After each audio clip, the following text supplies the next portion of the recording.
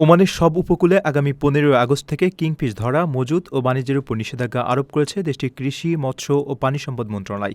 মাছের প্রজনন মৌসুমে এর মজুত রক্ষা এবং টেকসই মৎস্য সম্পদ নিশ্চিত করার লক্ষ্যেই এই পদক্ষেপ নেওয়া হয়েছে।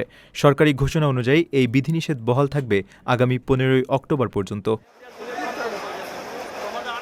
মন্ত্রণালয় থেকে কড়া নির্দেশ দিয়ে বলা হয়েছে, নিষেধাজ্ঞার এই সময়ে কোনো জেলে, পরিবহনকারী কোম্পানি বা সংশ্লিষ্ট প্রতিষ্ঠান কিংফিশ শিকার, মজুদ, বিপণন বা রপ্তানি করতে পারবে না। তবে নিষেধাজ্ঞার আগে যাদের কাছে এই মাছ মজুত রয়েছে তাদের আইনি জরিমানা বা শাস্তি এড়াতে দ্রুত সংশ্লিষ্ট কর্তৃপক্ষের কাছে তা নিবন্ধন করার নির্দেশ দেওয়া হয়েছে।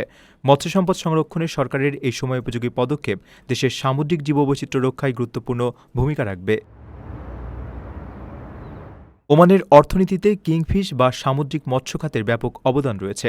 সরকারি পরিসংখ্যান বলছে, গত ২০২৫ সালে দেশটিতে মোট ১৯,৭৪৩ টন কিংফিশ উৎপাদিত হয়েছিল, যার বাজার মূল্য প্রায় ৪,৪৪,২২,০০০ ওমানি রিয়াল। এর মধ্যে কেবল আলুস্তা এবং দক্ষিণ আশারগিয়া প্রদেশ থেকেই এসেছে মোট উৎপাদনের প্রায় ৮৩.৫%।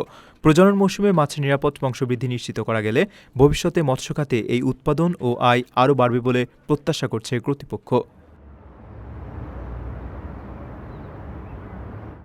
প্রথমবারের মতো প্রবাসীর সিটিতে শুরু হলো কমার্শিয়াল শপ বরাদ্দ। আপনার ব্যবসাকে দিন একটি আধুনিক ও সম্ভাবনাময় ঠিকানা। একই সঙ্গে নিশ্চিত করুন ভবিষ্যতে লাভজনক বিনিয়োগ। সীমিত সংখ্যক কমার্শিয়াল স্পেস এখন বুকিং চলছে। স্ক্রিনে প্রদর্শিত নাম্বারে আজই যোগাযোগ করুন এবং আপনার পছন্দের শপটি বুকিং নিশ্চিত করুন। স্পেস সীমিত, তাই দেরি নয়, আজই বুকিং করুন। প্রবাসীর সিটি, আপনার ব্যবসা ও বিনিয়োগের স্মার্ট সমাধান।